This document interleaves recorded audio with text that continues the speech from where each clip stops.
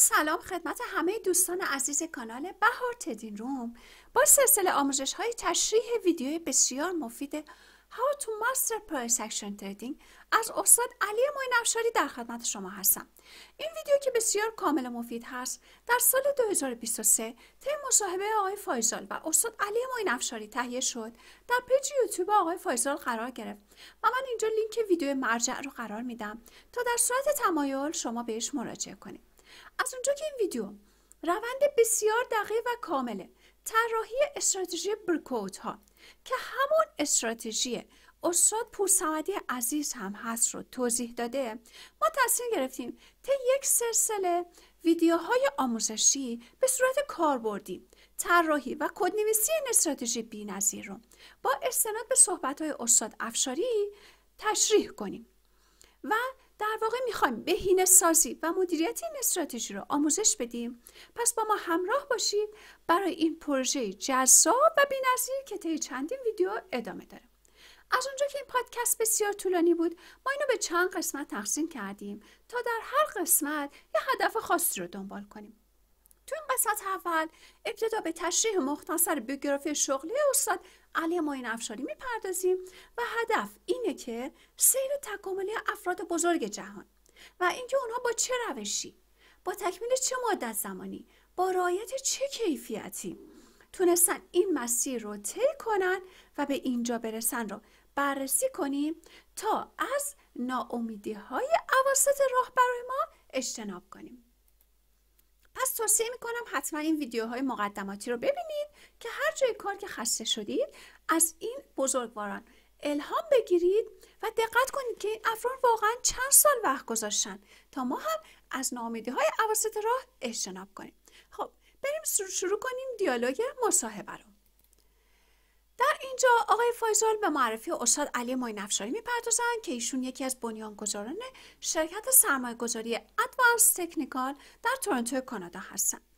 احتمال داره شما ایشون رو به دلیل مشارکت در وبلاگ BTC بروکس تردینگ کورس بشناسید که البته اخیراً مقاله در مورد چگونگی تسلط بر پرایس اکشن ایشون در همین سایت دکتر بروکس در واقع منتشر کردن. آقای افشاری با دکتر البروکس و ریچارد در ایجاد دوره 2018 که اینجا مشاهده میکنید مشارکت داشتن، از جمله ویرایش محتوا، تولید اسلایدها، جنبه‌های بصری دوره به عهده ایشون بود، به طوری که کسایی که دوره 2018 دکتر بروکس رو میبینن تماشای اون براشون لذت بخش باشه. آقای افشاری کارشناس ارشد آموزش دارن که این باعث شده خیلی خوب درک کنن فرایند یادگیری ذهنی رو. به طور مؤثر از علم خودشون استفاده کردن در تفهیم اینکه اصول و انجام اصول تردینگ رو ما چطوری باید یاد بگیریم. خیلی با تجربه عمل کردن. خب در ابتدای صحبت آقای فایزال از آقای افشاری میپرسن که بگین که چطور بروکس رو از ابتدا پیدا کردیم. آقای افشاری در پاسخ میگه که سال 2006 به کانادا اومدم، به عنوان مهندس شبکه شروع به کار کردم. یه شب توی تلویزیون آگهی دیدم با عنوان ابزارهای سرمایه‌گذاری که تبلیغات دوره و نرم افزارهای معاملاتی بود. کلاس اونجا رفتم، بعدش شروع به خوندن کتابای زیادی کردم. حدود 250-60 تا کتاب خوندم. البته شمارش هم از دستم در رفته. یه کتابخونه خیلی بزرگی دارم. تعداد زیادی از اون کتابام که الکترونیکی بود. به هر حال هر چی که میتونستم خوندم. بعد از اون در سال 2010 تصمیم گرفتم برم کارولینای شمالی کلاس دکتر ونکیتا که هزینه اون $50,000 بود. اینجا آقای فایزال میپرسه خب تو این مرحله شما آیا به موفقیت در ترید دست پیدا کرده بودین؟ به سود مستمر رسیده بودین؟ که آقای افشاری در پاسخ میگه که بله، من با ابزار سرمایه گذاریم به موفقیت دست پیدا کرده بودم، چون هر آنچه که در مورد تحلیل تکنیکال وجود داشت من خونده بودم. اما مهمتر از همه من این کار رو بسیار روشمند انجام میدادم. یعنی در حساب مجازی خودم فقط و فقط به مجموعه از قوانین خودم رو محدود کردم، هیچ کار دیگه انجام نمیدادم. بنابراین با استفاده از قوانین یکسان، یعنی با بکارگیری یک استراتژی واحد، حساب مجازی خودم رو 3 بار پشت سر هم رشد 2 برابری دادم. بعد از اون اومدم شروع کردم به معامله با پول واقعی. پس دوستان عزیز دقت کنید، مهمترین نکته که استاد افشاری اینجا تاکید میکنن اینه که در اوایل راه شما باید فقط با یک استراتژی به صورت واحد کار کنید تا به سود مستمر برسید. بعد برید سراغ تقویت استراتژی‌های دیگه. در ادامه استاد افشاری میگن که در سال 2012 کتاب‌های دکتر بروکس بیرون اومد. 3 کتاب داشت. من بلافاصله همه اونا رو خریدم، شروع کردم به خوندن. خیلی هم طول کشید، بیش از 9 ماه طول کشید و بعد از اون در سال 2014 به وگاس برای دیدن البروکس رفتم. اونو ملاقات کردم. کتاب تدی رنج رو با خودم برده بودم که اتفاقا خواستم از دکتر برام امضا کنه. و دکتر البروکس اونجا گفتن که چرا این یکی؟ گفتم که خب 3 تاشو که نمیتونستم با خودم بیارم. من فکر میکنم این کتاب در مقایسه با اون 2 تای دیگه مهمتره. اگه کسی بخواد معامله‌گری یاد بگیره باید بدونه که تدی رنج مهمترین قسمت اونه، چون بیش از 60% روزها مارکت در تدی رنجه، یا به عبارت دیگه بیش از 60% مواقع مارکت در تدی رنجه. اگه تدی رنج رو خوب درک کنید شما به یک برگشتگیر خوب تبدیل میشید، چون ریورسال ها از تدی رنج شروع میشن. البته که همون گونه که دانش حیاتی در ترید درک تدی رنج، تسلط بر این تدی رنج هم سخت‌ترین قسمت کار هست. پس از آشنایی با دکتر بروکس از طریق ایمیل با اون در ارتباط بودم. اونم بسیار مهربون بود، ساله منو پاسخ میداد و بعد از اون در سال 2015 من شروع کردم به کمک در ساختن دوره تجارت آنلاین جدیدی که اکنون روی سایت میبینید. همین دوره بروکس تریدینگ کورسی که در حال حاضر روی سایت میبینید. البروکس میدونست که من مدرک کارشناسی ارشد آموزش دارم. از من پرسید در مورد نحوه آموزش این دوره من چطور فکر میکنی؟ منم بهش گفتم باید از اول شروع کنیم. اون موقع 40% محتوا رو تولید کرده بود، اما من استدلالم این بود که ببین این میراث شماست، بنابراین میراث خوبی برای همه به جا بذارید. منم به شما کمک میکنم تا این کار رو به بهترین شکل ممکن انجام بدیم. بنابراین من با حدود 2.5 سال تا اواسط سال 2017 طراحی گرافیکی، جنبه‌های بصری اسلایدها، موزیک‌ها، رنگ‌ها رو طراحی کردم تا دانشجویانی که دوره 2018 رو نگاه میکنن تماشای اون براشون دلپذیر باشه. البته که ریچارد هم نقش بزرگی داشت در این دوره. پس از پایان تدوین دوره من 3 بار اونو خوندم برای اصلاحات احتمالی و البته توی این فاصله من به عنوان فول تایم تریدر کار میکردم و دیگه از شغل خودم به عنوان مهندس شبکه استعفا داده بودم. در ادامه استاد افشاری میگن که پس از پایان تدوین دوره 2018 من رفتم سراغ برنامه نویسی، چون متوجه شدم باید برنامه نویسی پرایس اکشن رو یاد بگیرم. تا یاد بگیرم درک کامل نحوه کدنویسی سیستم معاملاتی رو برای اینکه اندیکاتور خودم رو بنویسم تا تریدهای خودم رو خودکار سازی کنم. البته نه اینکه تماما خودکار باشه، هنوزم یه چیزای اختیاری انتخاب میشه. اما برای انجام معاملات سیستماتیک در کامپیوتر شما باید بتونید همه چیز رو اندازه‌گیری کنید. کامپیوتر رو برای اندازه‌گیری مؤثر برنامه‌ریزی کنید و با این کار قطعاً درک شما از پرایس اکشن عمیق‌تر میشه. میفهمین بازار به طور کلی چطوری داره کار میکنه؟ برنامه‌ریزی کامپیوتر مثل اینه که شما به یک نوزاد آموزش بدین.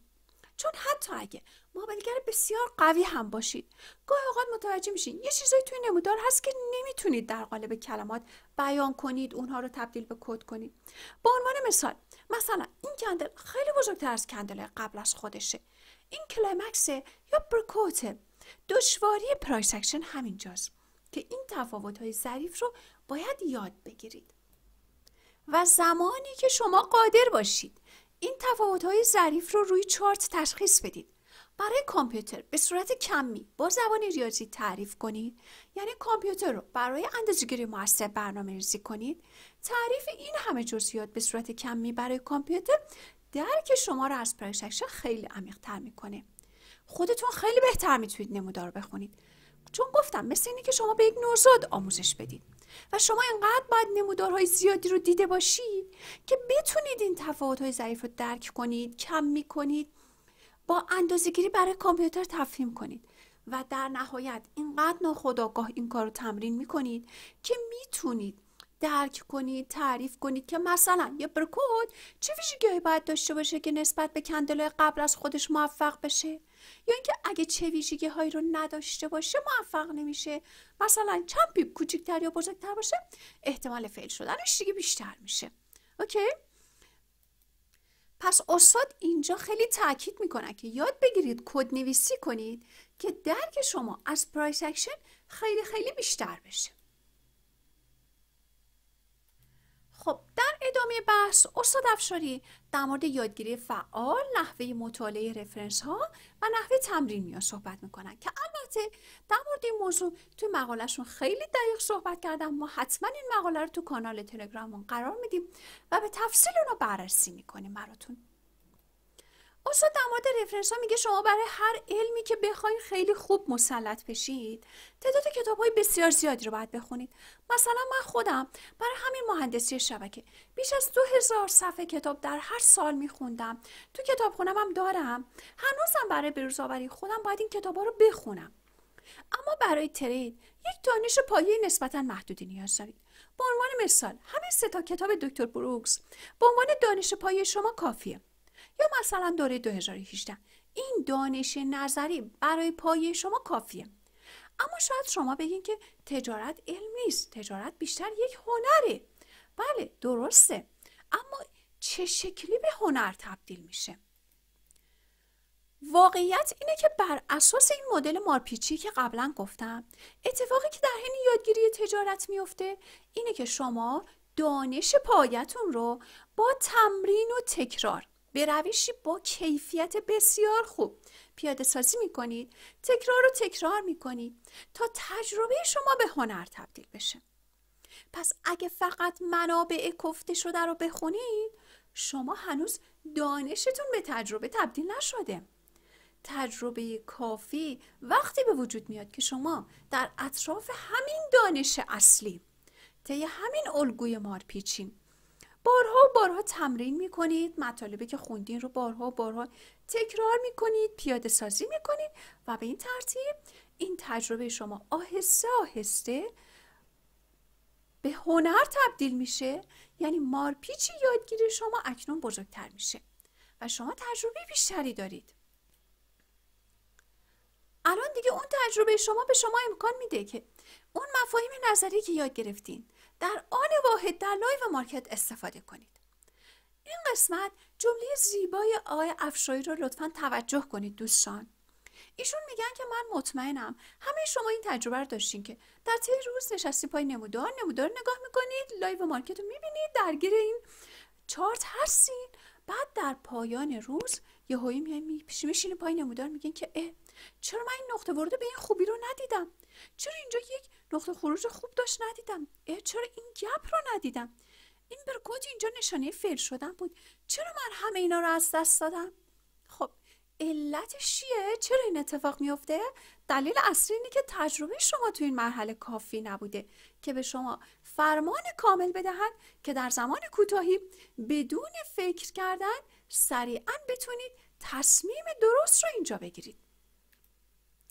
در واقع شما همه تئوری و موضوع میدونید، اما ذهن شما باید فعالانه در مورد موضوع درست فکر کنه و این هنگامی امکان پذیره که با تجربه تمرین بسیار زیادی انجام داده باشید تا شبکه عصبی مغز شما راجع به این فرایند خاص ساخته بشه، تا ارتباطات در ناخودآگاه شما اتفاق بیفته و به جای تفکر فعال باید این شبکه عصبی در ناخودآگاه سریعاً بتونه بسیاری از چیزها رو همزمان ببینه و بدون زحمت در زمان کم تصمیم درست رو بگیره و انجام بده.